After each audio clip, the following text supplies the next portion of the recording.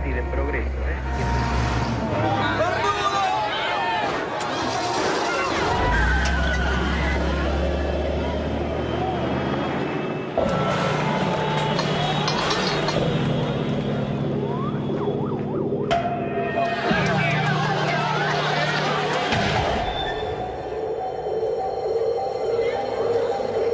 Quiero informarles que ante eso he decretado el estado de sitio en todo el territorio nacional.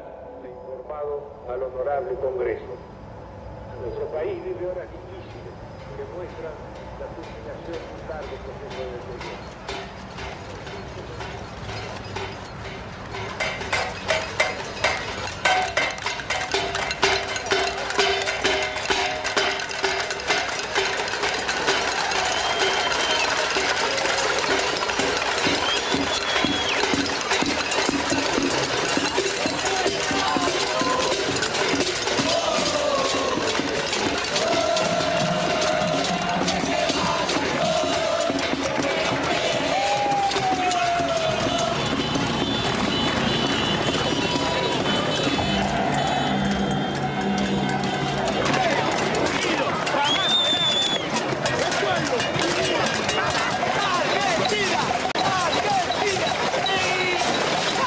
Después de muchos años, cuando el país parecía sumido en la apatía, estalló la insurrección.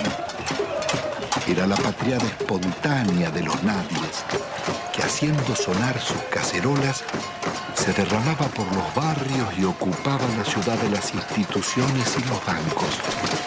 Terminó de hablar y la gente se volcó espontáneamente. Acá no convocó a nadie.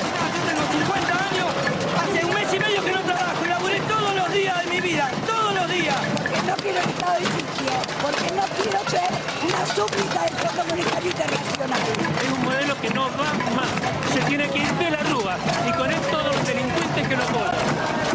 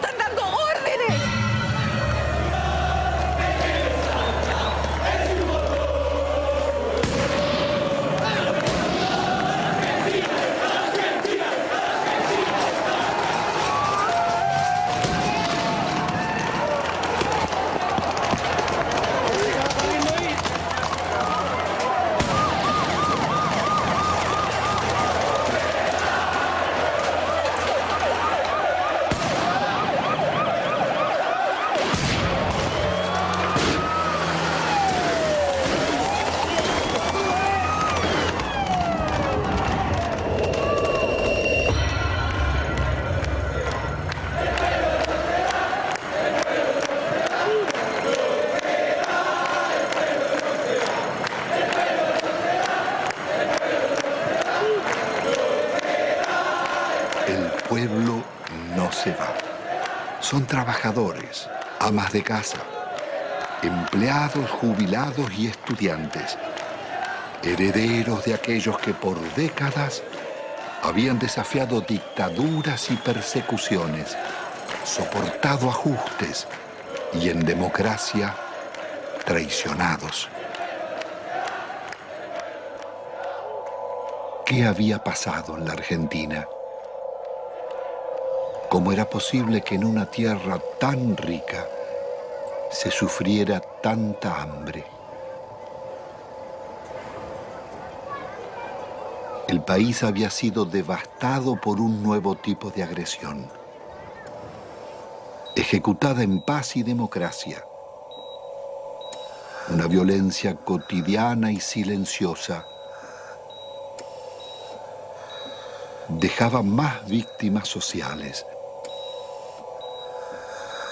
más emigrados y muertos que los del terrorismo de Estado y la guerra de Malvinas.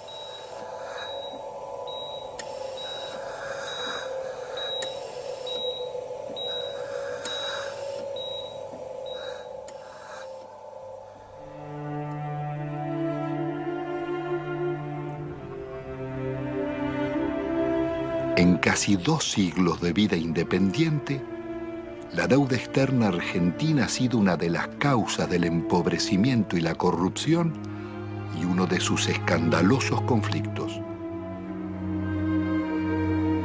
Desde el primer empréstito firmado por Rivadavia en 1824 con la banca inglesa Baring Brothers, la deuda serviría para fortalecer a sus socios argentinos, controlar finanzas y transferir recursos a las metrópolis. Desde entonces, la deuda externa estuvo ligada a los negocios y complicidades de casi todos los gobiernos, desde Mitre y Quintana a Menem y de la Rúa.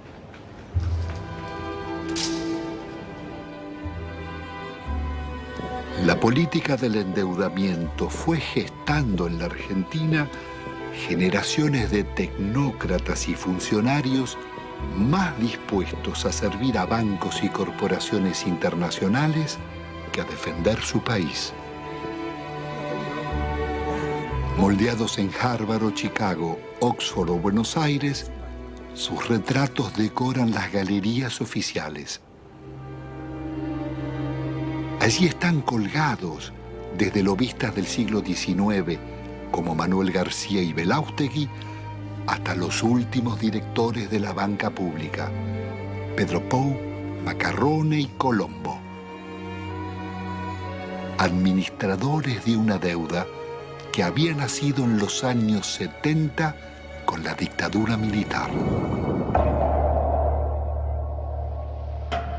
Hemos dado vuelta una hoja del intervencionismo estatizante y agobiante de la actividad. La deuda contemporánea se inicia en forma ilegítima con la dictadura militar. A pesar de que la justicia demostrara su origen fraudulento, la presión del establishment pudo más. Desde entonces, serviría para condicionar gobiernos y enajenar el patrimonio público.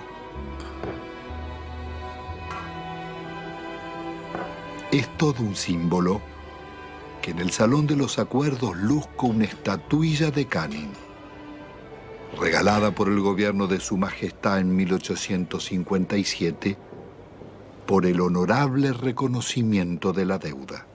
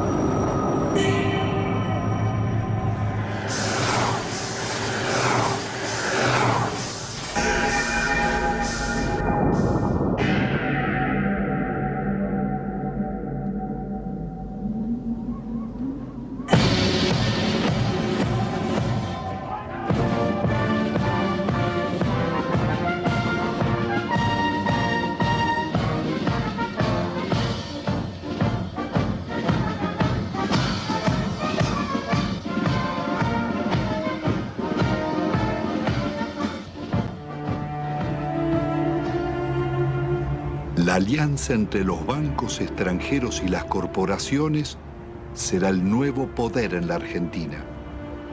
Después de 7 años de plan neoliberal, el gobierno de la dictadura deja un país hipotecado con una deuda externa de 45.000 millones de dólares.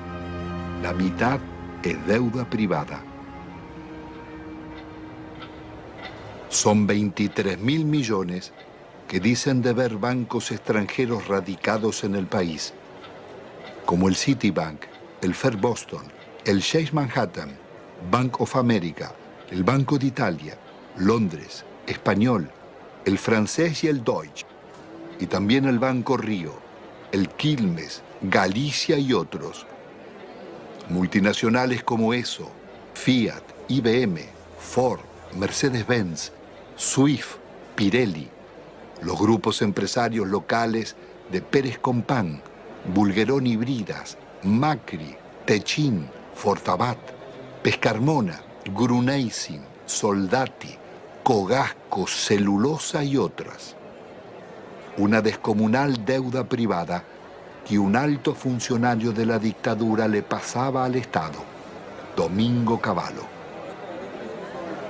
Doctor Domingo Felipe Cavallo, convertido en superministro de Economía de los gobiernos de Menem y de la Rúa, sería responsable del permanente crecimiento de la deuda y de los mayores despojos que sufriera el pueblo argentino.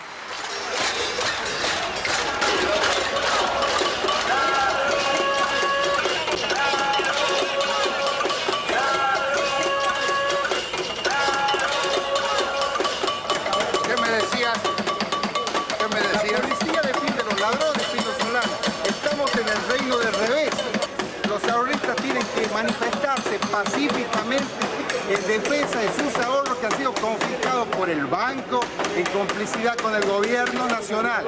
El Estado debe salvaguardar los derechos de los ciudadanos, no debe robarlos.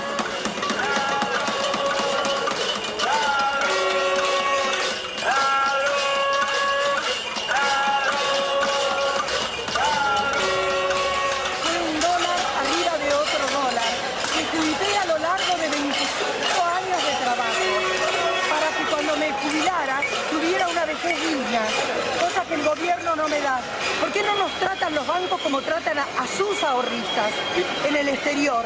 Y yo los puse en bancos privados, porque desconfiaba de los bancos nuestros, porque ya me agarraron en el 89. Pero evidentemente soy una estúpida. Entonces, ¿qué necesitan? ¿Una bomba? Yo no soy de poner bombas, pero al menos me desahogo con la cacerola. Esta cacerola le hizo puré a mis hijos para que cada vez que la vea sepa que si me roban porque ellos son unos sinvergüenzas. Pero yo luché por mis derechos. Yo soy el decano de los canijitas de Avellaneda. 65 años vendiendo diario y todos mis ahorros están en el Citibank. ¿Por qué no me lo devuelven? El gerente me dijo que me lo iban a devolver. Mentira, mentira y mentira. Y todos mis ahorros del sacrificio de mi vida los tengo ahí. Hay una deuda externa en la que los bancos le deben a la Argentina. Es una deuda inversa, en cierto modo, porque las casas matrices tienen que hacerse cargo de los depósitos bancarios.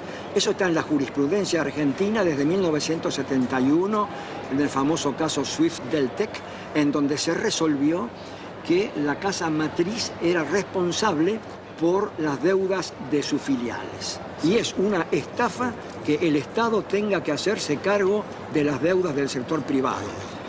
¿Y el caso de nuestra deuda externa? La deuda está plagada de ilegitimidades. Primeramente hay una ilegitimidad de fondo. Es ilegítimo pagarle a los bancos cuando hay 18 millones de pobres y 9 millones de indigentes. Hay una prioridad humana en esto. Segundo, hay usura. La usura está aprobada tanto que si se hubiera aplicado una tasa de interés normal, la deuda externa se hubiera terminado de pagar en 1988. ¿Pero cómo fue la estafa? Hubo préstamos de las casas matrices a las filiales, que eran movimientos intracompañía, que esos préstamos eran considerados deuda externa, cuando en realidad eran movimientos dentro de la misma empresa. se compraban dólares. Esos dólares se los depositaba en una cuenta en Estados Unidos. Con la garantía de esa cuenta daban otro préstamo que entraba al país, se compraban dólares y así se lucraba indefinidamente con la tasa de interés. Es lo que se llamó en aquella época la bicicleta financiera, con la que se hicieron fortunas. Y precisamente los grandes beneficiarios fueron los grupos económicos que son los mismos de siempre. Al finalizar el gobierno de Alfonsín, la deuda externa se aproxima a 54.000 millones de dólares. Menem dejará en manos de la banca acreedora determinar cuánto se les debe. El Congreso jamás trataría la deuda, ignorando la Constitución y la denuncia de Alejandro Olmos. 10 años después, llegará a 130.000 millones. No confundamos a la gente con un mal concepto de la palabra deuda, porque todos queremos endeudarnos, pero después decimos que está mal que el país se endeude. Cuando crece el crédito porque hay alguna endeuda, es bueno, la deuda es buena. Todos queremos darle crédito, todos hablamos que hay que darle crédito a la población, que está surgiendo el crédito hipotecario. Es bueno endeudarse, no es malo endeudarse. Y se vuelve absolutamente pertinente una cosa que los norteamericanos inventaron hacia 1898 con la ocupación de Cuba. En ese momento había bancos españoles que le habían prestado a la autoridad colonial cubana. Los norteamericanos dijeron, si el pueblo de Cuba no ha sido beneficiado por estos préstamos, no hay deuda. En 1923, cuando un banco británico, entonces el Royal Bank of Canada, le prestó a un tiranuelo de Costa Rica que se llamaba Tinoco, unas uvas que estos utilizaron para sí mismos. El Royal Bank of Canada pretendió que Costa Rica le pagara y se produjo un pleito y el árbitro resultó ser un expresidente de los Estados Unidos, el presidente William Taft. El presidente Taft resolvió el litigio diciendo hay deuda, pero hay una deuda privada y no una deuda pública, porque no hay deuda pública si no hay un público, el público como destinatario, como beneficiario. Son actos que de ningún modo han beneficiado al público, más bien todo lo contrario.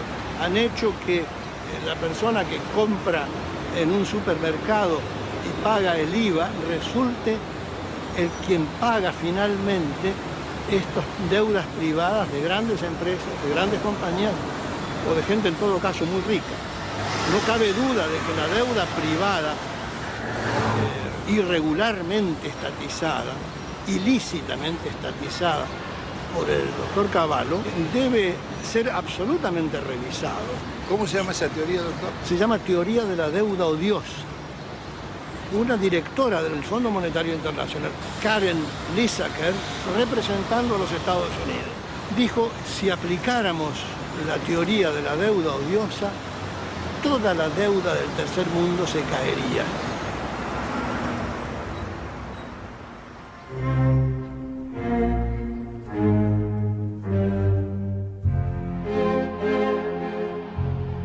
La democracia retorna de la mano del radical Raúl Alfonsín con un discurso socialdemócrata. Promete defender los derechos humanos, dar batalla contra la pobreza y demostrar que con la democracia se estudia, se cura y se come. Al balcón del histórico Cabildo de la ciudad de Buenos Aires, el presidente de la República. Responsabilidad de asegurar la democracia y el respeto por la dignidad del hombre en la tierra argentina. Hemos dicho que esto significa que el Estado no puede subordinarse a los grupos financieros internacionales, pero que tampoco puede subordinarse a los privilegiados locales. Pero el Estado está en quiebra y es preciso optar. El ministro Grispum propone denunciar la deuda externa y privilegiar el crecimiento. Alfonsín lo considera inviable y cede a la presión del poder. Y esto ha de lograrse a través de un ajuste que va a ser duro y que va a demandar esfuerzos de todos. Esto se llama, compatriotas, economía de guerra. Y es bueno que todos vayamos sacando las conclusiones. El drástico ajuste se llama Plan Austral. Una vez más, millonarios recursos públicos pasarán a los bancos y corporaciones. Alfonsín actúa con un doble discurso. Promete investigar la deuda, pero ordena al presidente del Banco Central legitimarla. Promueve el juicio a las juntas militares por los crímenes de la dictadura y 2 años después, las leyes de obediencia debida perdonarán los delitos cometidos bajo órdenes superiores. Es el logro de la insurrección de los oficiales carapintadas. La población sale de sus casas y desafía los tanques.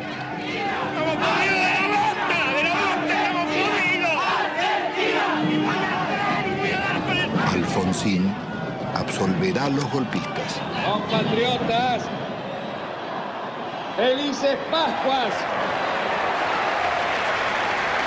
Los hombres amotinados han depuesto su actitud.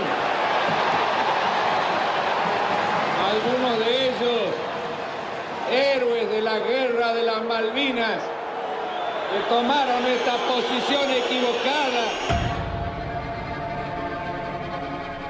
La derrota electoral del radicalismo acelera la crisis. Un golpe del mercado desata la hiperinflación y se producen saqueos en los supermercados. He resuelto resignar el cargo de presidente de la nación argentina con el que el pueblo me honrara desde el 10 de diciembre. Alfonsín debe renunciar 6 meses antes de finalizar su mandato.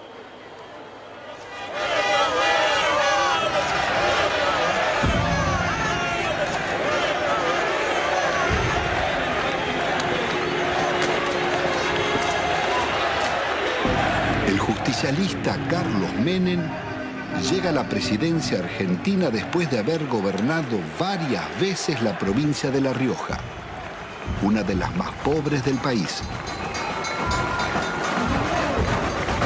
Su meteórico ascenso coincide con la caída del muro de Berlín y las ideas del consenso de Washington. De lenguaje franco y gesto de predicador, Menem promete revolución productiva y salariazo. Luce las patillas del viejo caudillo Facundo Quiroga, el tigre de los llanos.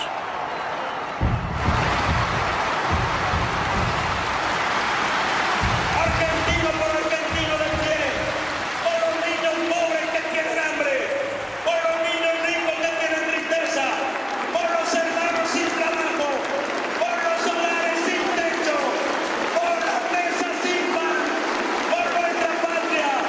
Yo les pido que me sigan, síganme, no los voy a defraudar, no los voy a defraudar, no los voy a defraudar. Ante la mirada de Dios y ante el testimonio de la historia, yo quiero proclamar: Argentina, levántate y anda. Hermanas y hermanos, con una sola voz para decirle al mundo: se levanta a la faz de la tierra una nueva y gloriosa nación. Son los tiempos del supuesto fin de la historia. El discurso único de la globalización y las democracias neoliberales en América Latina.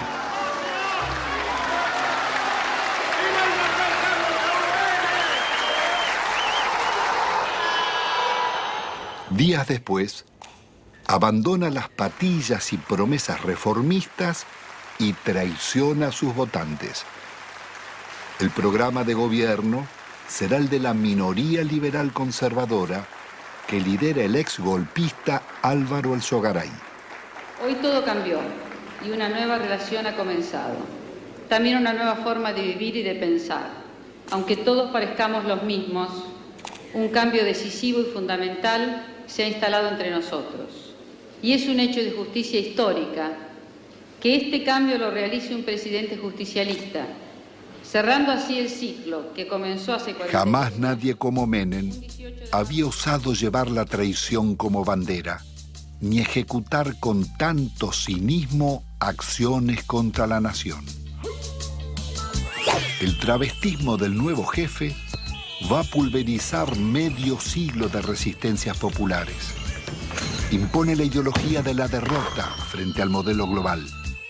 Indulta a los jefes de la dictadura y traiciona a millones de trabajadores que soportaron la represión.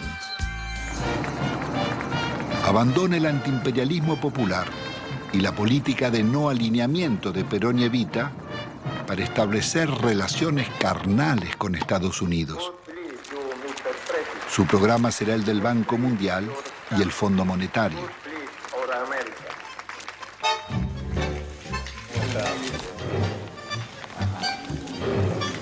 Pero la traición no fue solo la de Menem. Buena parte de la dirigencia político-sindical tiró por la borda una vida de resistencias. Muchos se sentaron en la mesa del arreglo y optaron por indemnizaciones. Otros se convirtieron en socios del millonario festín de las privatizaciones.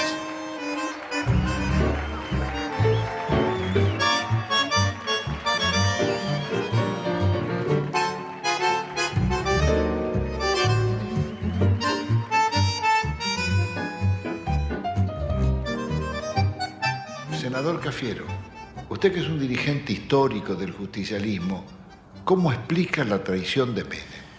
Bueno, eso sucede y no sucede raramente, sucede con bastante frecuencia en la vida política de todas las naciones. Hay un librito chiquito francés que se llama El elogio de la traición, donde se demuestra o se dice que es absolutamente intrínseco a la política la traición. Es decir, usted para llegar tiene que mentir, porque si usted dice lo que realmente piensa, la gente no lo va a votar. Y creo que eso se aplicó en la Argentina. Se aplicó siempre, pero con mucha mayor intensidad, admitámoslo, durante los gobiernos de Menem. Él mismo ha dicho que si hubiera dicho lo que él pensaba hacer, no lo hubieran votado. Entonces, dividió, a mi juicio, en una actitud que no guarda mucha correspondencia con la ética política. Pero esta es la realidad que vivimos. Después cambiaron ciertos parámetros internacionales, y bueno, y el modelo se fue agotando. Se fue agotando. ¿Cómo interpreta usted la existencia de una real mafiocracia? Poder económico, los bancos y la clase política. En eso, Pino, no quiero abrir un juicio, diría yo, absoluto.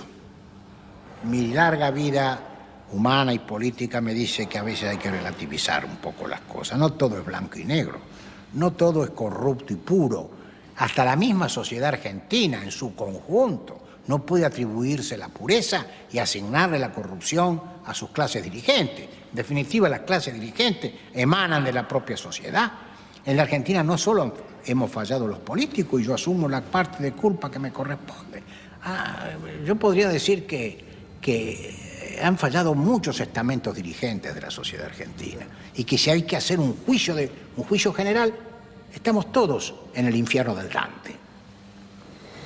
Bueno, es indudable que la traición es muy efectiva. La traición es de una potencia política fenomenal, justamente porque es traición, porque te cala en lo más hondo, porque viene por la espalda, porque no estás preparado, porque se da de quien menos la esperás, si no, no sería traición. En ese sentido, el PJ es el alumno más desarrollado, más excelso de esa visión que expone Cafiero. Yo no tengo duda que si a esta sociedad le ofreces a votar San Martín o el Hombre Araña, elige a San Martín. Ahora, si le das a elegir entre el Hombre Araña y el Caballero Rojo, después la solución no se la podemos adjudicar a la sociedad. Entonces, Sociedad con escaso protagonismo. Partido que defeccione de sus ideas históricas y se pone al servicio del enemigo. Movimiento obrero reducido, achicado por la desindustrialización y copado por los traidores. La justicia disciplinada a esas transformaciones que se iban a realizar. La oposición con escaso margen de maniobra. El resultado concreto.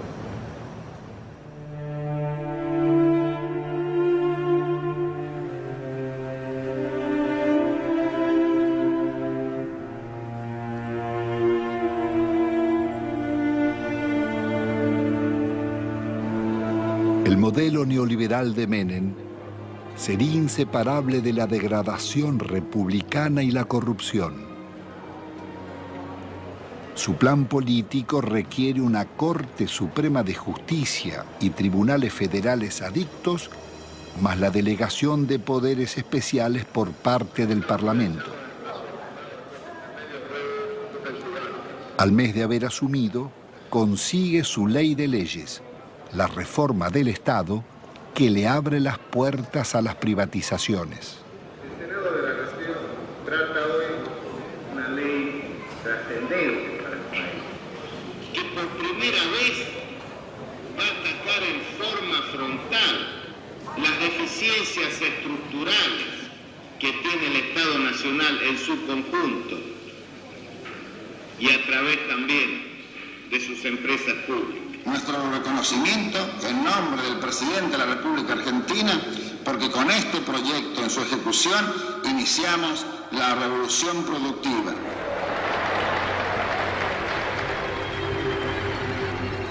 Fue un verdadero ataque a la democracia la forma en que este Parlamento trató las leyes en la era menemista.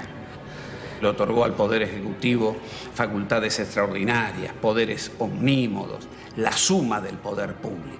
Y las delegaciones le posibilitaban al Poder Ejecutivo privatizar todas las empresas del Estado, sin inventario, sin balance, sin certificar si realmente la explotación de las empresas arrojaban ganancias o arrojaban pérdidas. Significó ni más ni menos que la votación, un verdadero apoyo al saqueo de los bienes del Estado. ¿Y quiénes la votaron? La votaron los justicialistas, la honorable complacencia radical, lo tengo muy presente, al Chacho Jarolaski ordenando a muchos de sus legisladores que se retiraran del recinto para que el justicialismo pudiera aprobar estas leyes. Pocas veces se van a dar tantos factores para que una minoría tome el poder sin tirar una bomba, como lo hicieron, sin disparar un solo tiro. Esto surge claramente en la participación de Álvaro Sogaray en el tema de la ley de reforma del Estado. El instrumento que le está dando el poder a Menem, un poder absoluto, dictatorial, un poder que no tenía Videla, que no tuvo Videla. Se lo estaba diciendo a todos al Sogaray. Yo le decía a los propios justicialistas que estaban participando de un capítulo extraordinario. Por primera vez iban a tener el poder, no importa si los votos eran del pueblo o votos peronistas, ese poder lo iban a tener los mismos que proscribieron, los mismos que fusilaron, los que masacraron. Eso es lo que estaba diciendo Álvaro Sogaray. ¿Hasta dónde? Es un límite. ¿Qué cosas eran capaces de hacer? Bueno, esto y más. Es más, siguieron haciéndolo. Porque acá hubo denuncias sobre la privatización de YPF. Hubo denuncias. El diputado Luis Adi dijo que en el Senado habían pagado una coima de $8 millones. Después se corrigió, en la misma sesión. De los 130 diputados presentes, 114 votaron por la afirmativa. Y por la negativa, una abstención.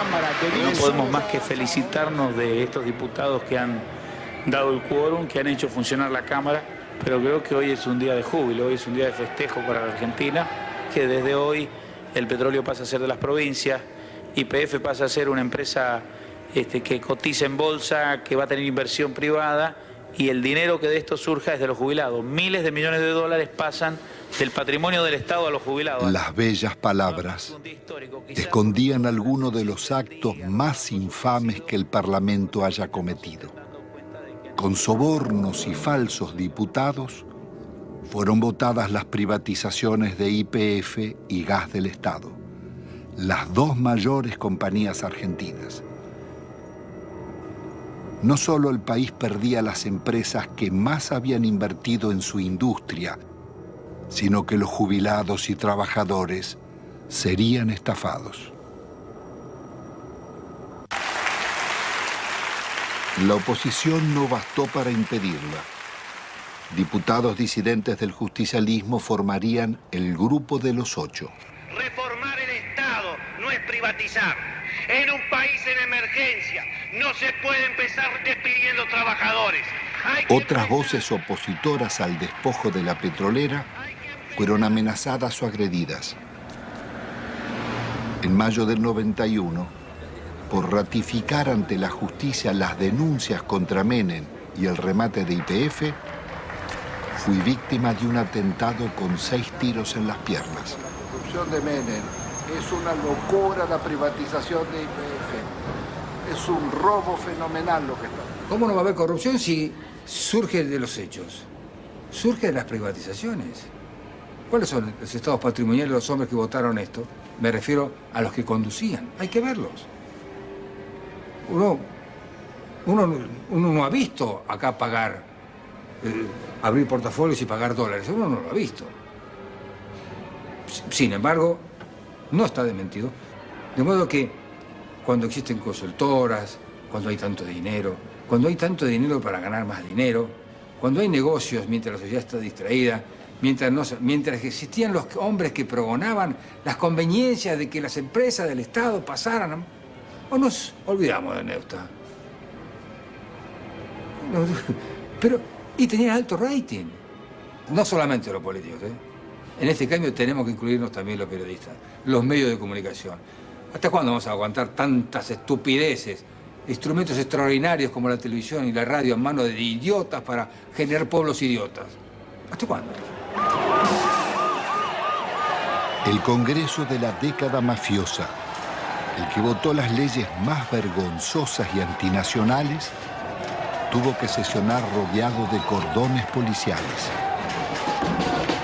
Fueron tantos los atropellos contra el pueblo que todas las semanas se oyeron sus reclamos. Llegaban jubilados, maestros, empleados estatales, estudiantes, obreros y desocupados de todos los gremios.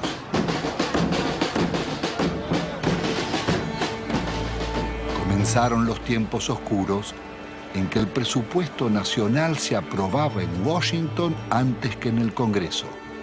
Y el ministro Dromi llamaba a la resignación porque el país estaba de rodillas.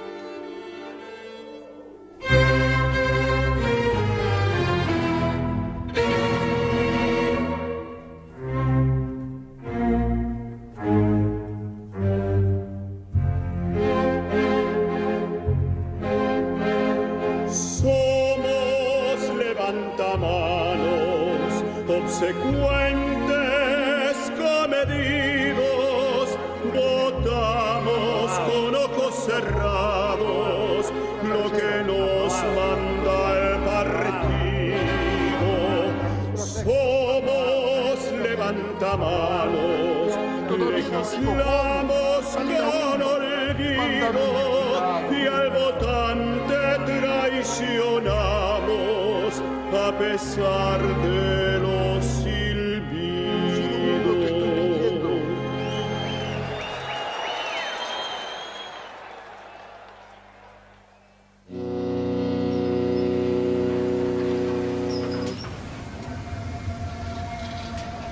El instrumento concebido para consolidar el modelo es el plan de convertibilidad.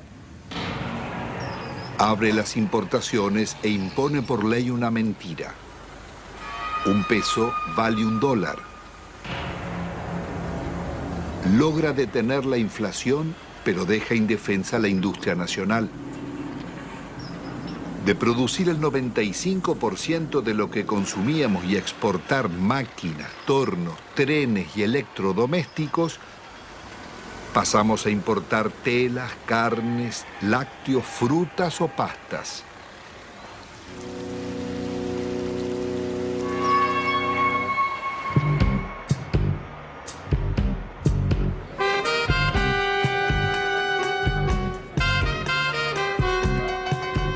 país se dolariza.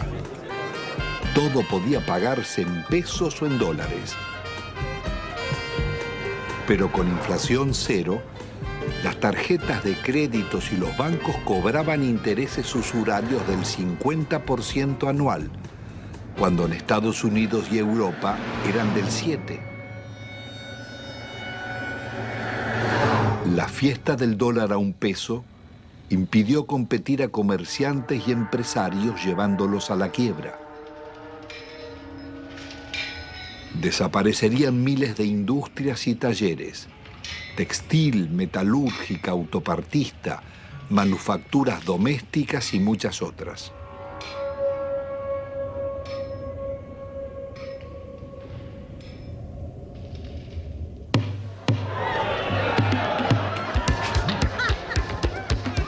Fueron los años farandulescos de la exhibición de fortunas malavidas. Tenemos que tratar de no robar por lo menos 2 años. Es lícito la coima, es lícito apropiarse de lo ajeno. Si alguien tiene que meter la mano en la lata, la ponga despacito y chiquitito, que no se vea. La vida se privatiza y se amuralla. Nace el país de los custodios y los countries, el de los ricos y famosos. ¿Usted es peronista? Siempre fui, siempre fui. El pizza con champán.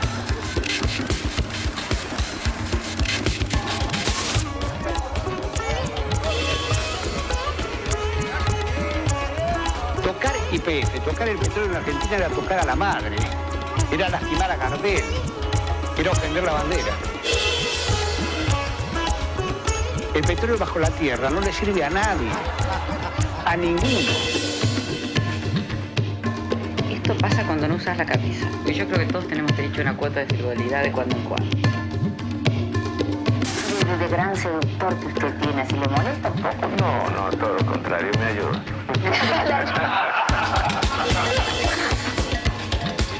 Perdón, mi amor, porque realmente hace calor acá, ¿eh? Qué guapo que es. Cómo mejoran la estética los políticos, ¿eh?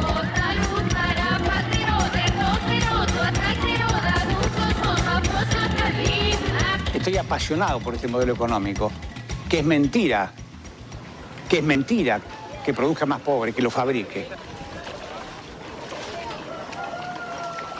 Hace muchos años que vivimos acá y siempre esperamos promesas de los políticos, que más o menos los que todos conocemos acá, los encargados de la zona, nunca, pero nunca hicieron nada por nosotros. Acá nosotros, los vecinos que han tomado la iniciativa de cortar la ruta, por lo menos los encargados tomen conciencia de la realidad que nosotros vivimos. Los chicos no pueden ir al colegio. Cuando hay un enfermo al fondo, no puede salir porque no puede entrar a la ambulancia, no puede andar un coche. Nosotros queremos vivir dignamente, como merecemos. Somos gente pobre, somos gente humilde. Nosotros no queremos comprar ilusiones. Que nos vengan a nosotros con un asadito, con una ropita, con una botita para los chicos. Y nosotros queríamos que ese rollo se entube. Había todo el dinero, todo lo necesario, pero el dinero que hicieron se lo llevaron ellos. Nos robaron. Si ponemos a hablar de robar, ellos fueron los artífices, digamos, los que enseñaron al pueblo a robar. Ya no pasamos a ser solamente la maestra que antes enseñaba, sino para ser el contenedor social en la escuela. La mamá que te viene a pedir si tenés un par de zapatillas que te sobre de tus nenes, de enfrentar a la misma comunidad cuando tenemos el problema de la inundación. Somos centro de evacuación, pero albergamos a nuestros propios alumnos porque la tormenta le voló las chapas, porque no tienen dónde dormir. El chico está pendiente de lo que está pasando en la casa o pendiente de que terminan de repartir la leche y es el primero ir a la cocina para llevarse los sándwiches que quedan. No lográs captar un minuto su atención porque está pensando en otra cosa. Y a veces se te desmayan. O sea, se te desmayan y le preguntás, bueno, ¿qué comiste anoche? O ¿qué tomaste esta mañana? Y una sopita, te dicen un té. Y se te desmayan, es muy frecuente. Nosotros ya estamos acostumbrados. Pero te da bronca, te da bronca. El plan de convertibilidad integraba un proyecto de dominación funcional al pago de una deuda externa que era incobrable. En 1992, el ministro Cavallo negocia con el secretario del Tesoro americano Nicolás Brady canjear la deuda por el patrimonio público que se ofrecía a precio de remate. Las empresas estatales podían comprarse con bonos del Estado que cotizaban al 15% de su valor nominal, pero se los reconocían al 100%. El acuerdo le haría perder al país más de 30.000 millones de dólares.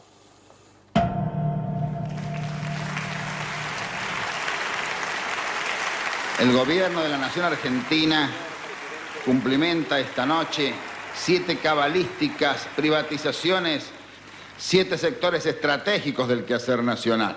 Encaramos las privatizaciones de la televisión, de los teléfonos, de instalar el sistema del peaje, de instalar la concesión vial o la concesión ferroviaria, también de privatizar las radios y de incorporar, por supuesto, la privatización de la empresa estatal de la aeronavegación. Nosotros hemos ideado un decálogo que dentro de unos días se conocerá, que es el decálogo menemista de la reforma del Estado.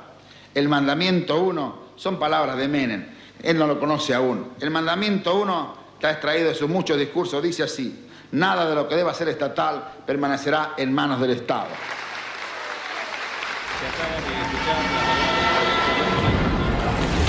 Nada quedó en pie. No importaba qué eran ni cuánto valían, ni cómo o por qué debían venderse.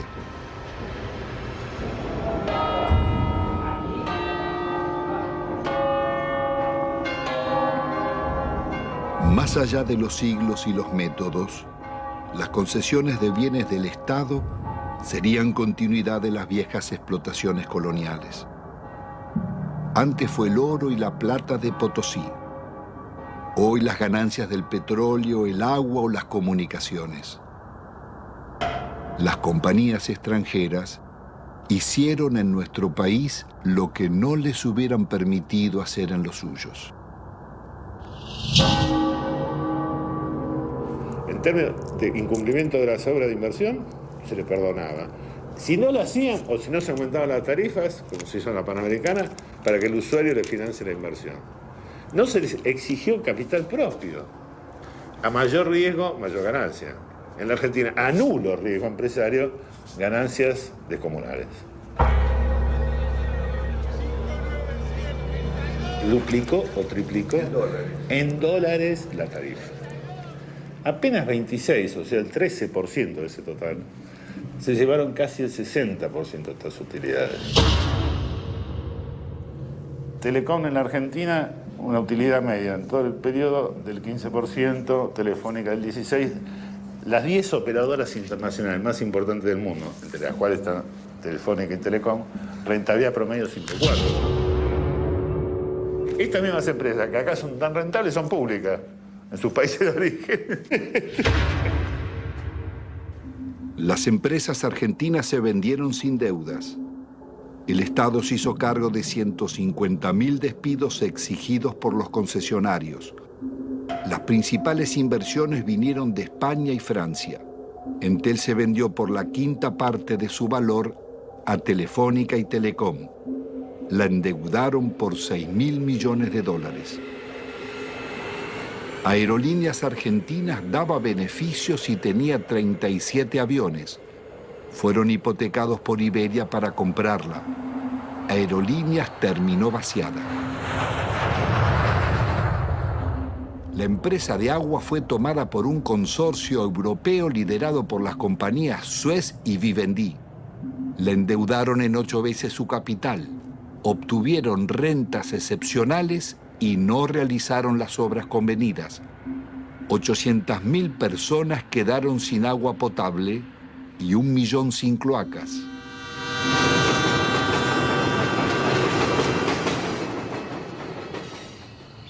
Quizás no exista en la historia nacional un vaciamiento igual al de los ferrocarriles.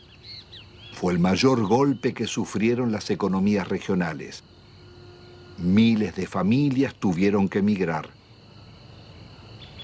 Había 36.000 kilómetros de vías Solo quedan 8.000. 95.000 puestos de trabajo, quedan 15.000. Después de una década, el Estado paga más subsidios que antes y debe al Banco Mundial $700 millones prestados para pagar despidos, más otros 700 millones de intereses por haber suprimido 80.000 puestos de trabajo.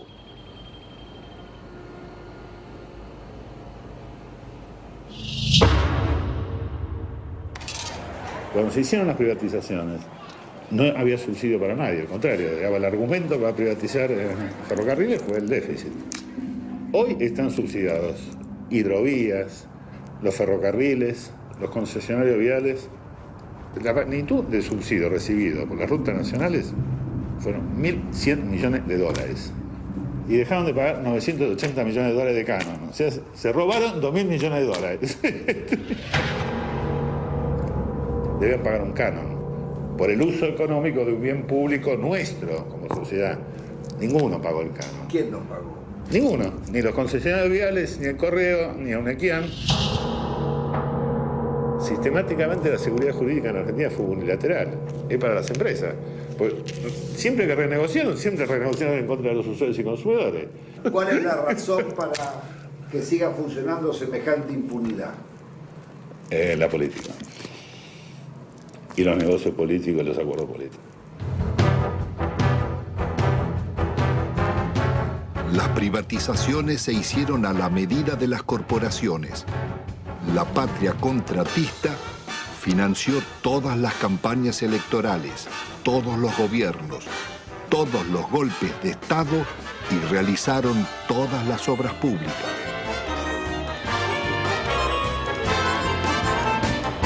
Ningún otro sector gozó de tantos privilegios, mercados cautivos, subsidios millonarios, ventajas impositivas, sobreprecios, condonación de multas e incumplimientos, prórroga de concesiones y especificación de deudas en dólares. Fueron expertos para no cumplir los contratos con el Estado, defraudarlo, litigar contra él. Estos son Sogma y Sideco de Macri, Bridas de Bulgeroni, Loma Negra de Fortabat, Pecom de Pérez Compán, Techín de Roca, Benito Rollo, Pescarmona y otras.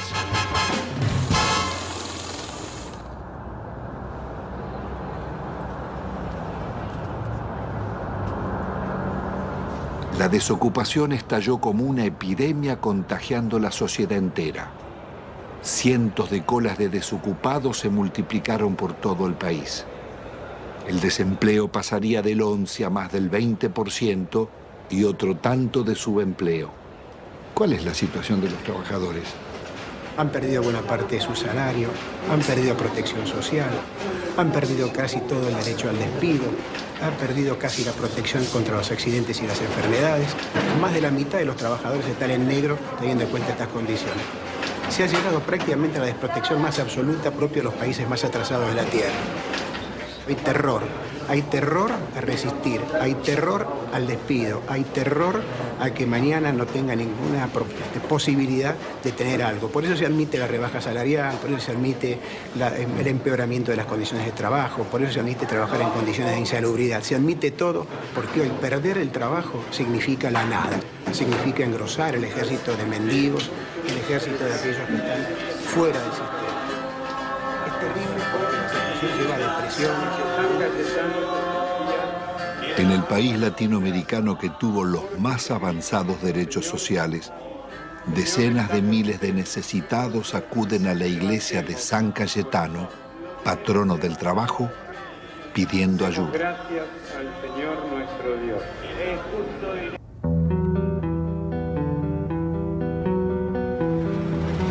Argentina es un caso único en el mundo y en América Latina.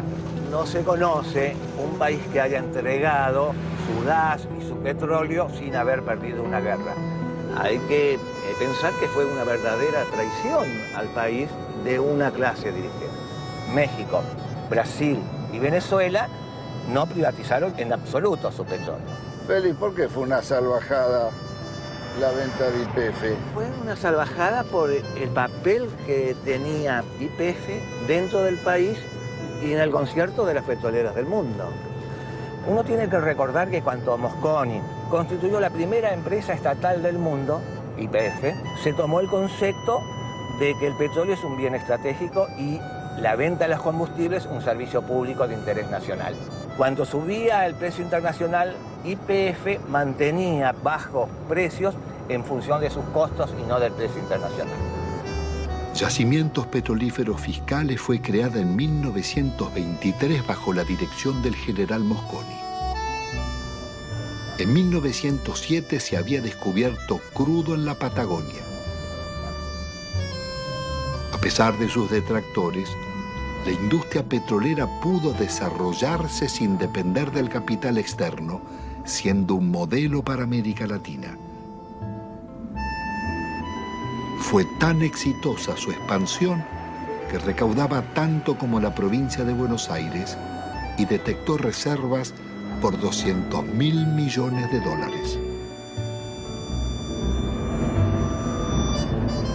Fue una salvajada por la cantidad de ilícitos que cometieron para privatizarla. Si se aplicara la ley de hidrocarburos, la mayor parte de las concesiones caen. Argentina podría reconstruir rápidamente una petrolera estatal. Si aplicaran hoy con decisión política la ley de hidrocarburos. Las áreas estratégicas donde más habíamos invertido las concedieron por 25 años por lo que esos pozos producían en 9 meses. El remate fue tan grosero que Menem mismo se llevó las acciones a Nueva York para venderlas. A 19 pesos una acción que costaba 38 y 350 millones de acciones por 19 pesos tenés la estafa del país. Fue tan grande la estafa que se contrató a la empresa McKinley para que rebajara las reservas argentinas y al año siguiente se subieran al mismo nivel que se tenía anteriormente. Vendieron un área con una reserva, supongamos, 100 y la reserva del área tenía una reserva de 140. El monopolio de las 4 empresas nos ha castigado con las tarifas más caras del mundo y paga regalías de las más bajas del mundo. ¿Pero y quién controla los pozos? Sacan lo que quieren. Sí, y hacen simple declaración jurada. ¿Cómo? Por simple declaración jurada nos dicen, nos informan a los argentinos lo que extrajeron. El valor de la reserva y de lo que está bajo tierra y el valor de las instalaciones se lo regalaron. No hubo que montar nada. Estaba el área con los muchachos adentro, con los equipos adentro y estaban los caminos donde se colocaba el petróleo. El petróleo iba a tal caño, iba a tal otro caño. Toda la que está era la excelente infraestructura que habían tenido las empresas del Estado, especialmente YPF. Si acá no se construyó nada porque las empresas del Estado, tan castigadas, trabajaban con un horizonte de planeamiento para los próximos 20 años, cosa que se olvidó. Están disfrutando de eso. Si están viviendo del crédito que le dejaron las empresas del Estado en cuanto significa bienes de infraestructura, petroleros y gasíferos. Esta es la realidad de la Argentina. Tampoco se comprendería el desarrollo industrial argentino ni la Patagonia sin la acción de YPF. Había desarrollado gasoductos, acerías, caminos y usinas e hizo nacer decenas de ciudades promoviendo el progreso social de sus poblaciones. Ahí estaban, entre otras, Comodoro Rivadavia, Caleta Olivia, Cutralcó y Plaza Huíncul, que fuera el primer campamento petrolero de la provincia de Neuquén. Bueno, todo esto que está desolado, que está tapiado, que está abandonado prácticamente, era lo que era Campamento 1 y este sector era la administración, el corazón de YPF. Y esto a partir de la privatización, la gente se comienza a ir porque tiene que buscar otros medios de vida, por eso se producen los abandonos de los hogares, digamos, se buscan otros horizontes. ¿Se ganaba bien? No, si los sueldos eran, no teníamos ningún problema. No había problema de salario acá, de necesidades. Nunca nos faltaba un peso a nosotros. Lo que pasó fue un crimen, un asesinato. Esto es impensable. Nadie podía imaginarse que podía suceder una cosa de esta. Las privatizaciones, acá por lo menos en la zona, se hicieron prácticamente sin inventario. Acá había un montón de elementos que había dejado YPF que desaparecieron. Grandes motores, por ejemplo, vehículos de rezago, material nuevo, trépanos, herramientas, ropa. Había muchísimas cosas que no estaban inventariadas y nadie sabe dónde fueron a parar. Acá se puede desarmar un galpón que nadie sabe dónde está, ni cómo está, ni por qué está. Bueno, esto es lo que queda de la empresa PEXE, que fue formada por el sindicato petrolero SUPE, para que los trabajadores de alguna forma hacerle creer de que iban a ser empresarios. La empresa presenta quiebra, hay sueldo, plata que nos deben. Eso contaba con la complicidad de la gente del SUPE que sabía de todo esto. Ellos conocían muy bien el desmantelamiento que se estaba haciendo de YPF.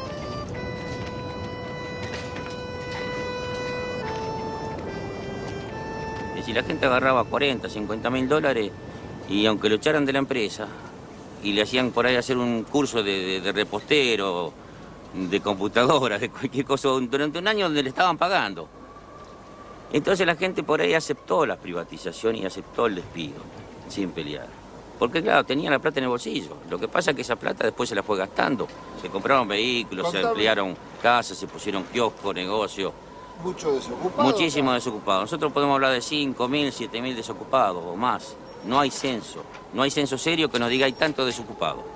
Pero sabemos que son miles los desocupados. Sabemos que somos miles los que estamos subocupados y que vivimos a medias. Pero los desocupados no solo fueron los de YPF. A ellos se sumaron otros miles de las industrias y comercios que cerraban. Años después, en el invierno del 96, Utralcó protagonizaría una pueblada. Nos estamos cagando de hambre nosotros. Le damos el gas, le damos el petróleo, le damos la electricidad y nos pagan así.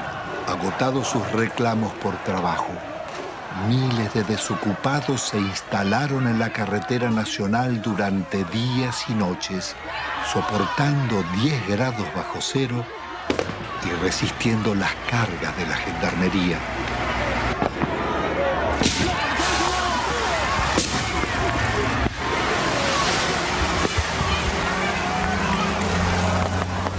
Con una victoria, estaban haciendo el movimiento piquetero y su primer corte de ruta. Me retiro del lugar y las fuerzas que vinieron conmigo también. La jueza ordenaba el retiro de la gendarmería. ¡El pueblo ganó! ¡El pueblo!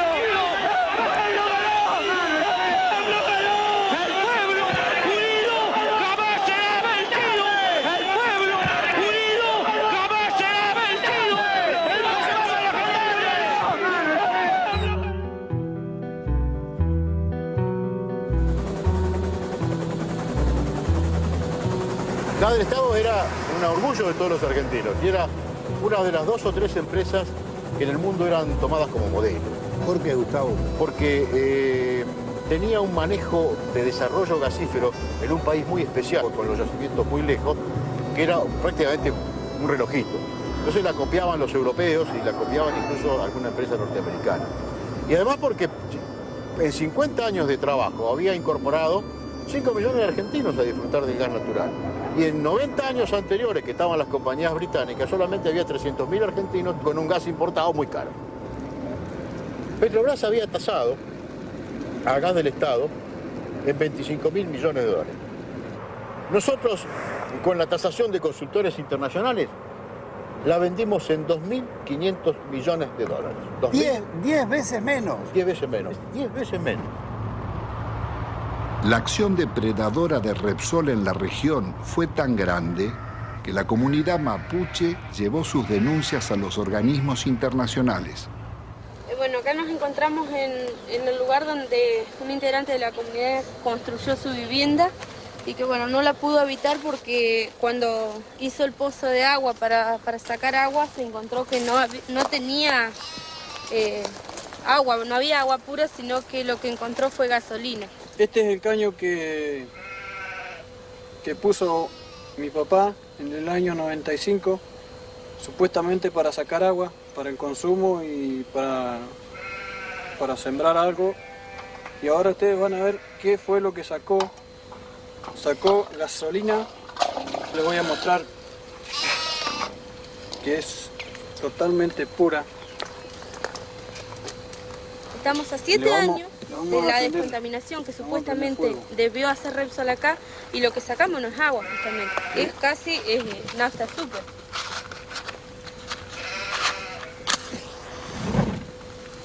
Ahí está. Esto no solamente acaba en 55 hectáreas, sino está toda la napa contaminada del agua. De acá hacia abajo, donde da el curso de la napa, el agua se va hacia abajo.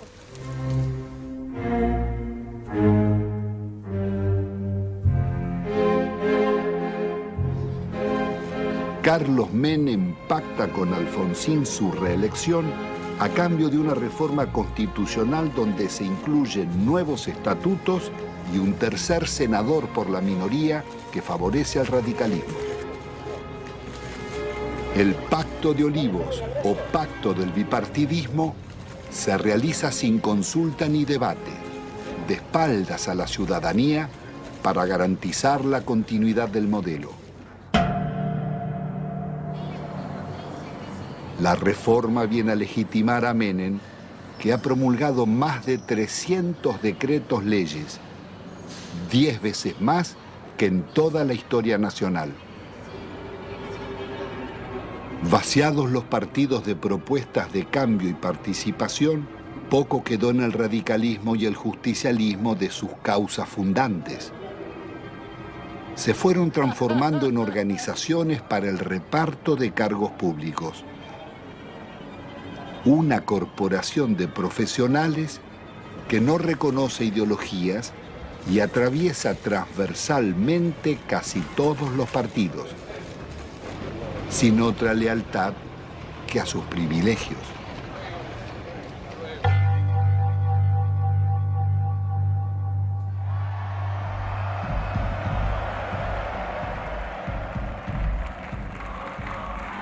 De la otrora poderosa Confederación General del Trabajo, solo queda el eco de antiguas multitudes. Su asociación fervorosa con Menem terminaría vaciando los gremios de trabajadores.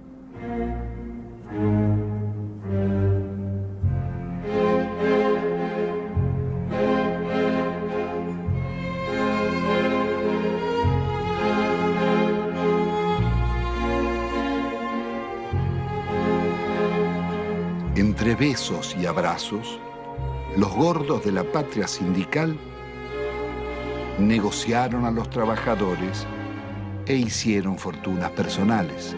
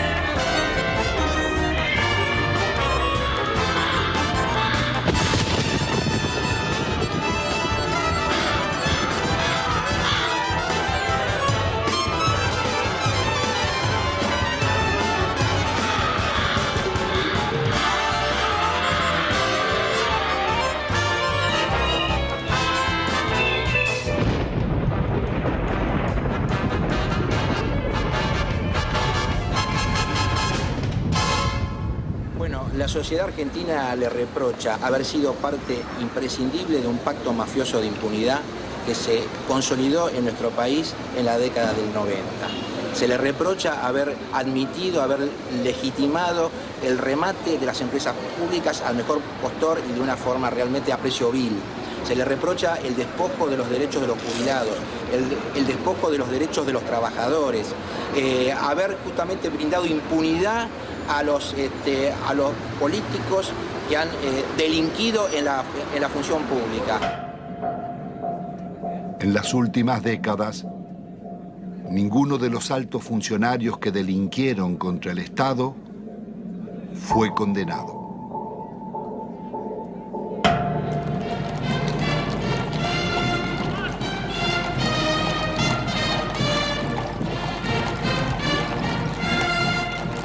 Al amparo de una justicia dicta, la asociación espuria entre la corporación político-sindical y el poder económico-financiero consolidará la mafiocracia. Desempeñar con lealtad y patriotismo el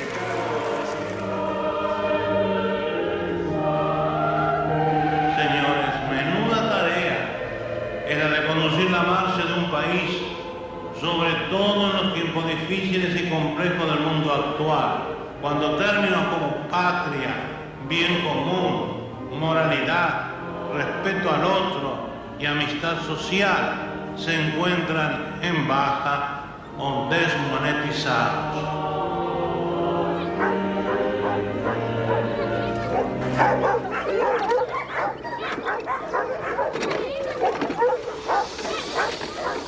¿Qué va a comer? Tengo 7 chicos, no tengo trabajo, no tengo no tengo ni mercadería, nada, no tengo colchón, no tengo colcha. En la indigencia total estamos aquí. No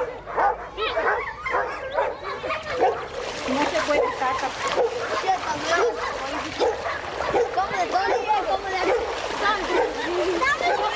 Así ya cayendo de las casillas. No hagan nada por aquí. No me pase y ve. ¡Chica! Mira la condición que estoy viendo. Mira cómo se me ha mojado todo. No tenemos ayuda de nada. No sé, se creerá que somos perros, no sé qué se creerán que son los hijos de nosotros. A mí jamás me han ayudado con nada. Yo no tengo ningún plan, a mí no me dan ningún plan. No me pagan nada, no tengo nada. A mi chiquita les doy de comer polenta, hervido, eso les doy de comer. O mate cocido, porque no tengo. Es la verdad, no tengo. Usted mismo ve, se me moja todo porque no tengo con qué me dan una casilla. Nadie me da una casilla. Siempre han prometido, sí, me han anotado todo, pero no me han dado nada. Nunca, a mucha gente, a la señora que está ahí, a todo eso. Doña Mariela, usted también venga después. Tengo una cosa, no sé, mi hermana a mí me dice, andate al médico, todo, porque está muy mal, está flaca, todo, pero sabe que yo, es una cosa que yo ya no aguanto más, porque la situación como está, que no hay trabajo, y que yo no tenga que darle de comer a mi hijo, a mí me duele un montón. Tiene que ella me pregunta, mamá, ¿qué vamos a comer? Y yo, ¿qué les voy a contestar? No hay, no tengo. Ellos no entienden, son chicos, pero uno le tiene que decir la verdad. Tiene que decir la verdad, pero bueno, a mí me duele decir que no tengo que darle de comer, pero es la verdad.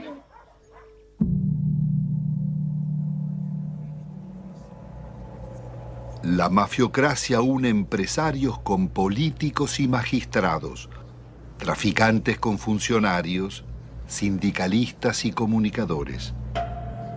Fueron tan hondas las complicidades como hipócrita su accionar. Sí, yo presidí la comisión de lavado de dinero que mostró de qué manera todo el dinero negro proveniente de narcotráfico, corrupción y evasión era sacado de Argentina. Iba por empresas máscaras, básicamente constituidas en Uruguay, por eso el sistema uruguayo era de alguna manera el brazo ejecutor de la salida, de ahí una banca de corresponsalía en Estados Unidos o en Suiza. Sí, nosotros investigamos al Citibank, investigamos al Credit Suisse, al Dresdner Bank, al JP Morgan. Es decir, ellos tenían en Argentina el centro de sus operaciones sucias, a través del Citibank, el Banco República y el Federal Bank de Monet. Llegó a manejar el 60% de los medios de comunicación social de la Argentina. Además, de los medios de comunicación, por ejemplo, canales por cable, Telefe, Azul Televisión, Radio Continental, Editorial Atlántida, torneos de competencias y distintos canales por cable del interior, Cablevisión, además de ser el controlante del paquete accionario de Telefónica de Argentina. Así que no solamente eran los medios de comunicación, sino las telecomunicaciones en Argentina. Obviamente con una fuerte llegada al poder político y sobre todo a la Suprema Corte. Recordemos el famoso fallo de la Suprema Corte para habilitar el rebalanceo de tarifas telefónicas que benefició a Telecom y a Telefónica de la competencia internacional. Y que sospechosamente en esta investigación que realizamos en Estados Unidos, uno de los miembros de la Corte, el primo hermano del abogado de Moneta, terminó con un depósito de $800.000 hecho en el Citibank de Nueva York. ¿En cuánto se calcula el vaciamiento o el giro por las comisiones de las privatizaciones? Entre 5.000 y 10.000 millones de dólares. ¿Y quiénes son los responsables? Hay 3 personajes centrales, Cavallo, Menem y Cohen. Es decir, en el periodo de los últimos 10 años. Y un banco lavador, el Banco General de Negocios. Ahora, también detectamos nosotros coimas pagadas al gobierno de Alfonsín, básicamente al Banco Central de la República Argentina, por parte del BCCI, un banco lavador de narcotráfico que después financió el 80% de la campaña de Menem. Queda clara la complicidad entre la clase política, el narcotráfico y finalmente la política también de exacción. El saqueo de fondos públicos a través de retornos y sobreprecios fue norma en las contrataciones del Estado.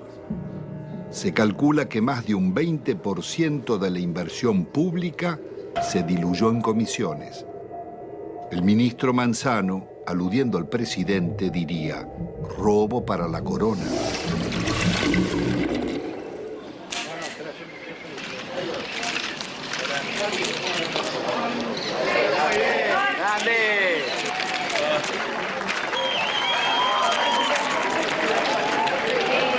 Presidente, ahí, presidente.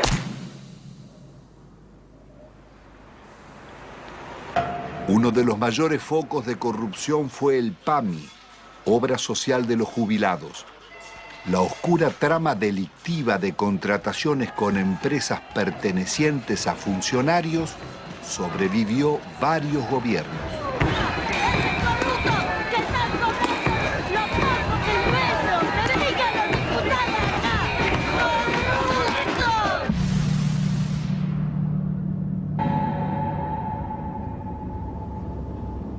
Yacyretá es una de las más grandes represas de llanura del mundo, con un dique de contención del río Paraná de 67 kilómetros de largo. Fue la mayor obra financiada por los argentinos y la caja negra de la política nacional desde la dictadura en adelante. ¿Cuál fue el mecanismo de la corrupción en Yacyretá?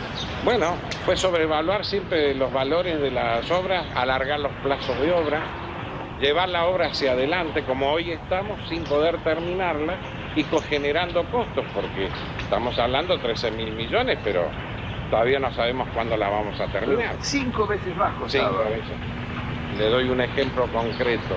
La reprogramación 85, evaluada en 30 millones de dólares, que fue informada durante varios años al Banco Mundial y al Banco Interamericano de Desarrollo. Ese valor terminó firmándose en el año 89 en 180 millones de dólares. Muchos lo firmaron, algunos no la firmamos y así quedamos fuera del trabajo de Yacyretá en la consultora. ¿Entre esos usted? Entre ellos. ¿Y quién estaba era un frente a la señor Carretoni.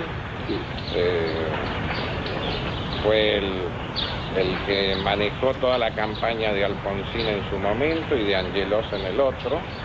Convencional constituyente también. Convencional constituyente en el 94. El señor Carretoni, que era el dueño de la consultora líder del Grupo Argentino. Suegro del director general de la constructora. ¿De quién? Repítemelo. El señor Carretoni, suegro del ingeniero Rizzo. Es decir, que el jefe de la consultora que debía controlar costos, terminación, calidad técnica de las obras, era el suegro del constructor. Exactamente, eso.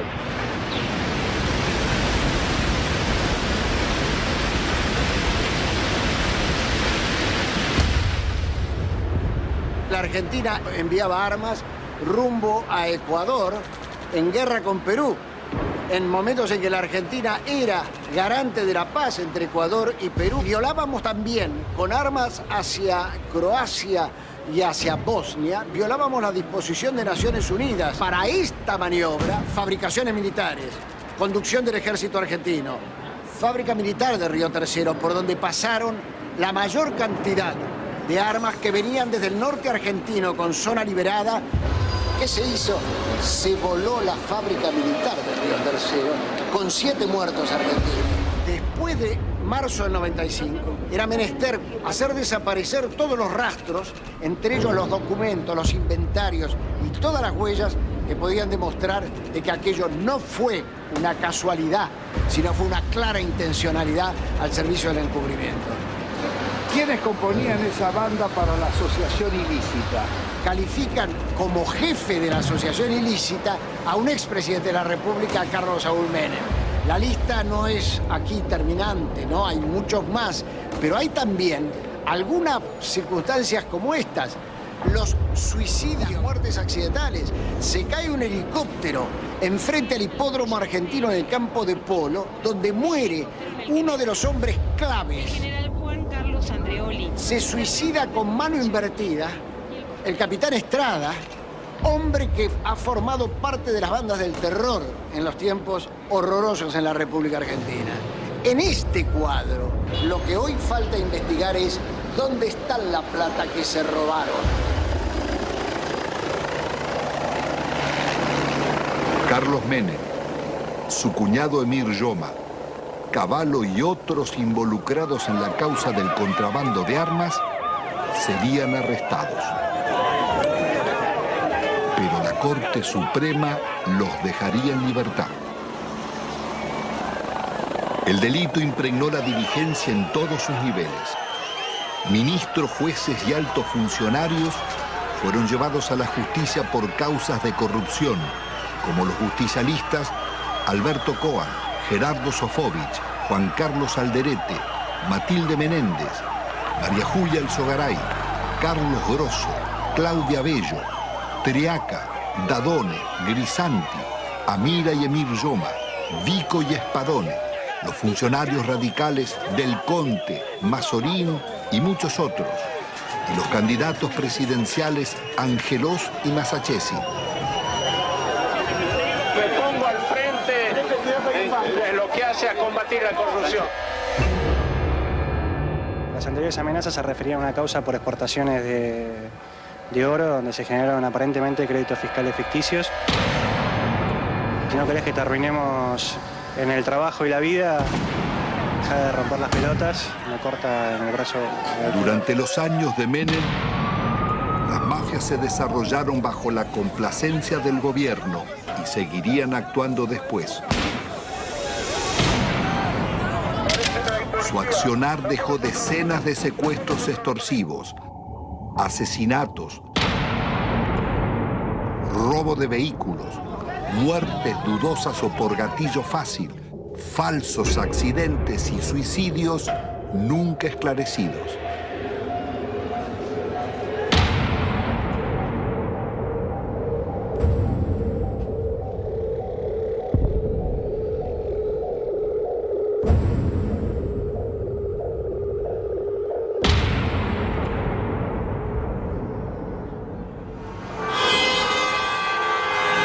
En la Argentina de los grupos mafiosos, la campaña mediática de la Alianza promete trabajo y lucha contra la corrupción, respetando el modelo económico y la deuda externa. Integrada por el Partido Radical y el Frente de Centroizquierda Frepaso, propone investigar a funcionarios, pero sin tocar la macrocorrupción de las privatizaciones ni el despojo financiero del país. Fernando de la Rúa y Carlos Álvarez derrotan al candidato justicialista Eduardo Duhalde. El nuevo gobierno continuará con las políticas recesivas del Fondo Monetario. ¡De la Rúa!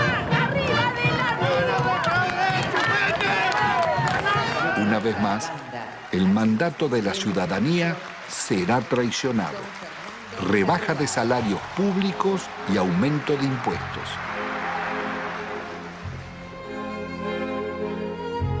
De la Rúa viaja a España llevando la prórroga de la concesión del yacimiento de gas más rico del país, Loma de la Lata, para la petrolera Repsol.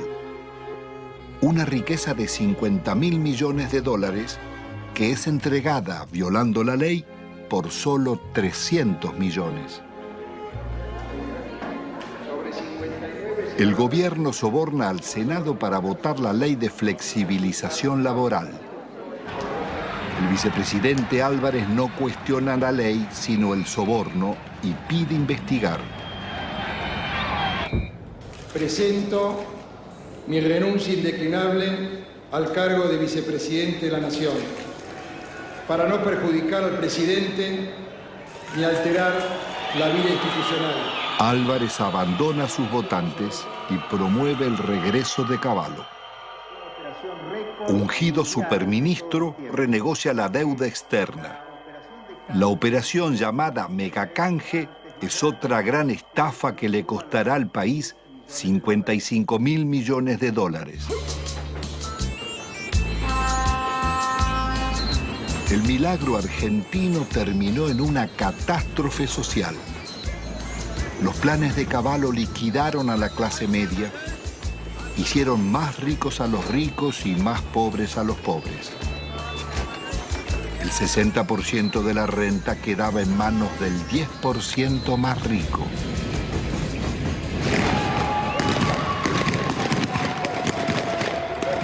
Está padeciendo la gente tiene hambre, somos guerrilleros, mira la hambre que tenemos. De la Rúa opta por la represión. 2 jóvenes desocupados son asesinados en Corrientes al desalojar un puente. Otros 3 piqueteros baleados en Salta y Jujuy. Jamás un presidente constitucional había dejado tantos muertos en tan poco tiempo.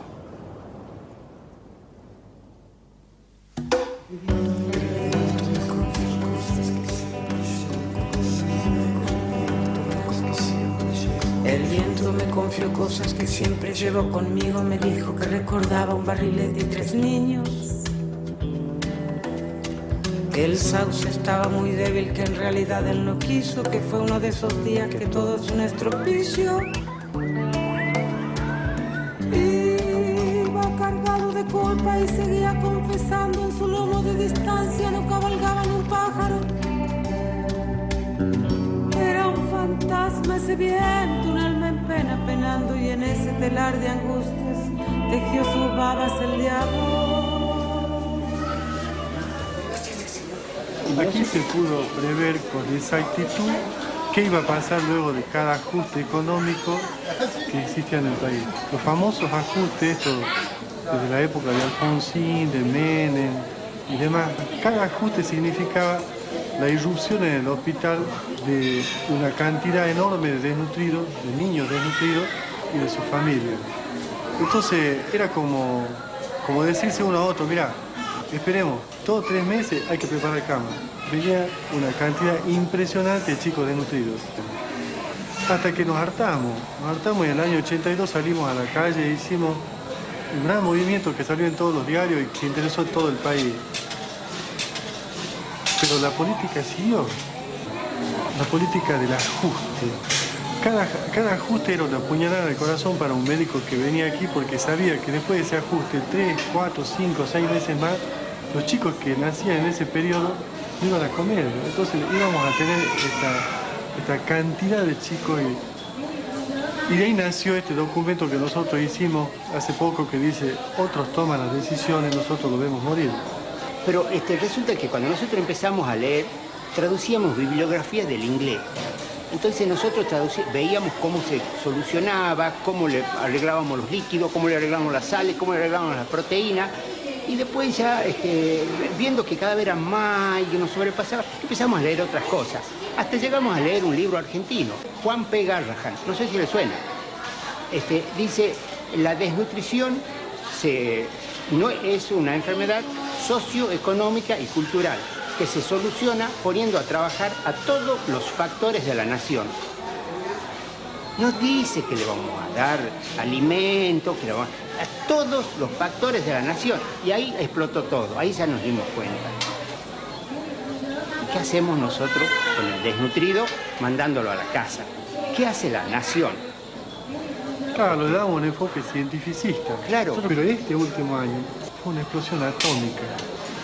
Nosotros teníamos 18% de chicos desnutridos en el hospital, pasó a prácticamente el 80% de chicos desnutridos en el hospital.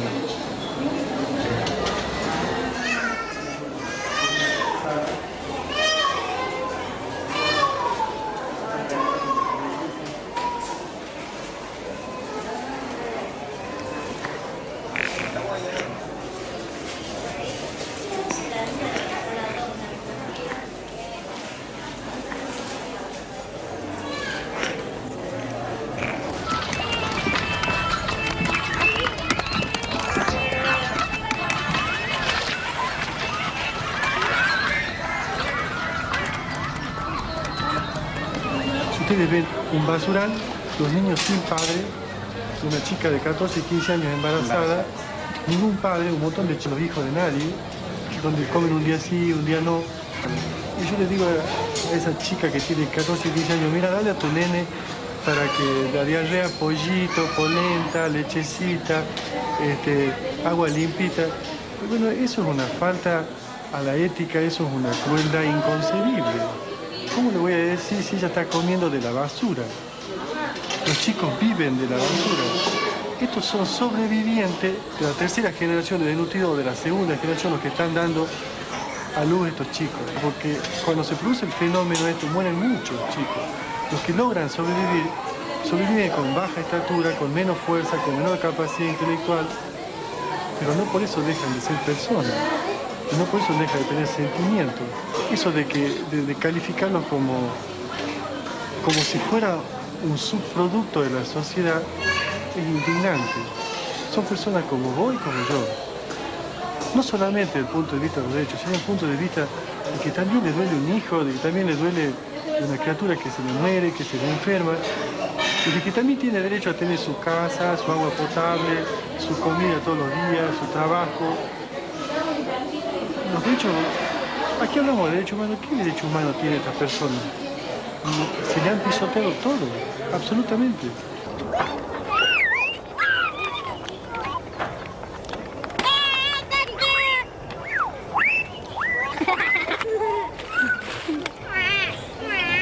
La idea que yo percibo es de que algún sector de la sociedad se está queriendo deshacer de estas personas. Molestan a ese sector de la sociedad. ¿Y cuál es ese sector de la sociedad? Está identificado, el que se llevó todo.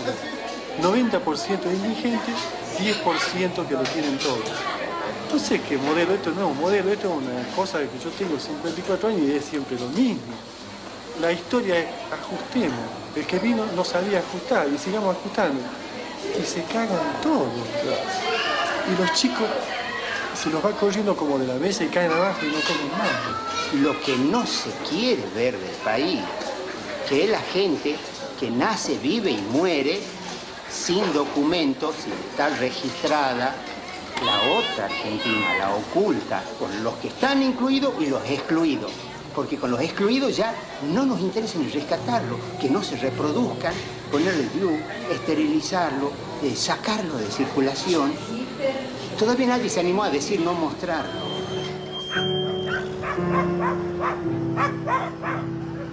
Produciendo nuestro país una riqueza alimenticia capaz de satisfacer 300 millones de personas, los niveles de pobreza que denunciaba la película La Hora de los Hornos en los años 60 serían apenas el anuncio del genocidio neoliberal de los 90. De enfermedades curables o desnutrición, mueren cada día en Argentina 55 niños, 35 jóvenes y adultos, 10 mayores. Un promedio de 35.000 personas por año.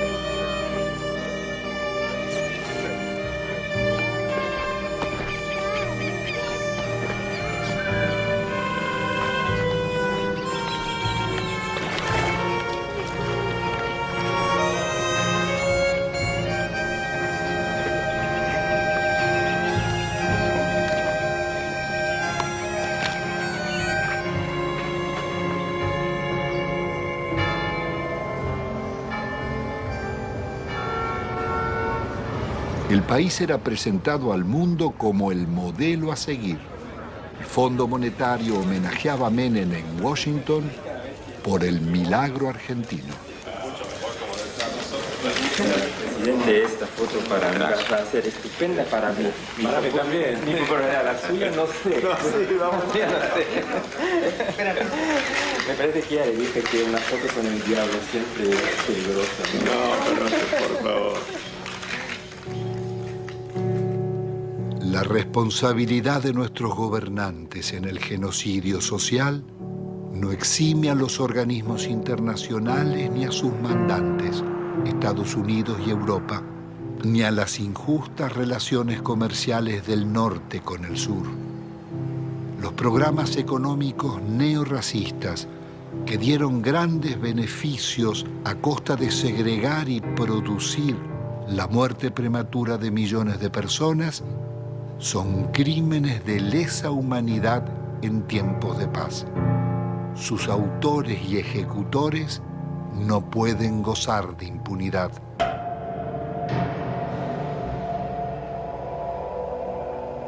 Después de un cuarto de siglo, el balance económico es devastador.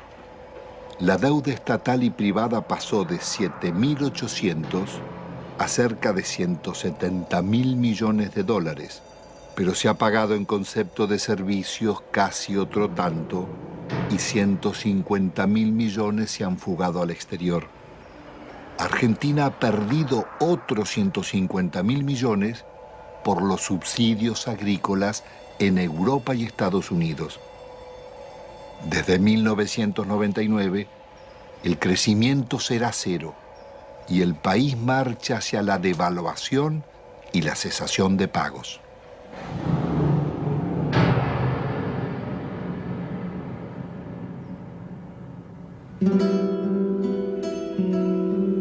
Al terminar esta memoria, quizás quede el sentimiento que la realidad no puede cambiarse, o que los responsables del saqueo son los triunfadores y nosotros los derrotados. Pero la realidad fue distinta. Ni la dictadura, ni Menem, ni de la Rúa consolidaron sus proyectos,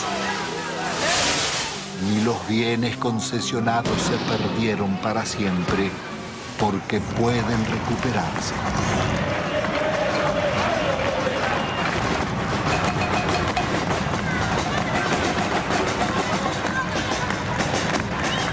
El modelo neoliberal terminó en una hecatombe.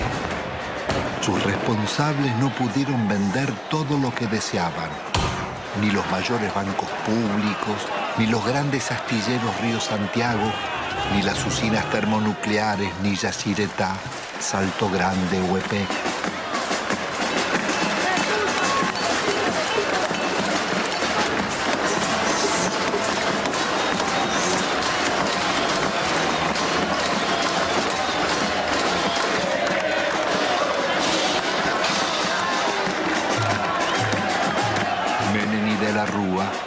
Tampoco pudieron imponer la salida represiva, ni acallar las marchas del silencio ante los crímenes mafiosos y el gatillo fácil, ni frenar la permanente acción de las madres, abuelas e hijos de desaparecidos.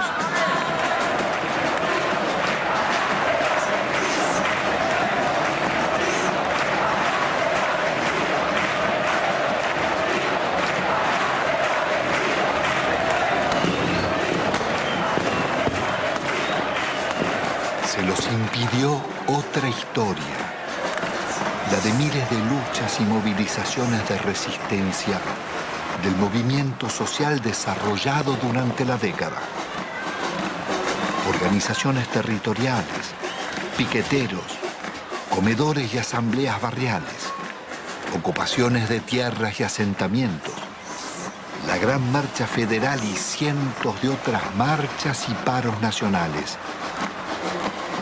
El CTA, las fábricas recuperadas por los trabajadores, las continuas protestas de jubilados, las mujeres rurales en lucha, estudiantes, ahorristas, comerciantes y artistas culminaron en esa pueblada espontánea de diciembre que, como el 17 de octubre o el Cordobazo, cambiarían la historia argentina.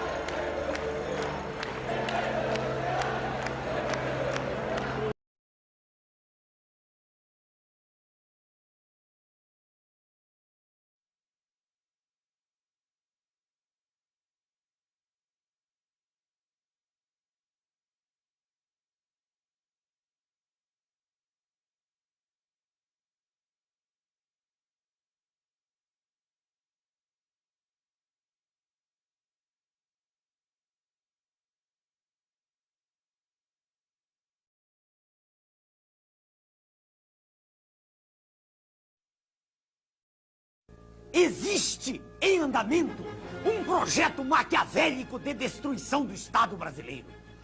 Pretende-se entregar todo o patrimônio da nação, estatais, Banco do Brasil, bancos estaduais, subsolo, Amazônia, enfim, entregar tudo o que representa riqueza, riqueza verdadeira, para os donos do poder mundial.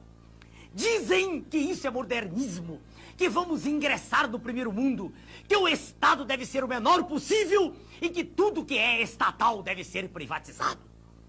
Venderam-se, entre outras, a Usiminas, a segunda usina siderúrgica mais eficiente do planeta, e a Companhia Siderúrgica Nacional, símbolo da indústria brasileira. Todas essas vendas vêm sendo feitas a preço de banana e ainda são pagas com papéis públicos que estavam altamente desvalorizados. É um verdadeiro assalto à nação, feito às claras, e com a imprensa toda batendo palmas. Com o dinheiro arrecadado das privatizações, diz o governo, estaremos diminuindo a dívida interna do Brasil. Mas o curioso é que se vai vendendo tudo e a dívida interna está aumentando. Em março de 94, a dívida mobiliária era de 50,5 bilhões de dólares. Em julho de 94, com a implantação do real, foi para 59,5 bilhões de dólares. E, em julho de 95, com um ano do Plano Real, ela já estava em 82,2 bilhões de dólares. Então, para que servem as privatizações?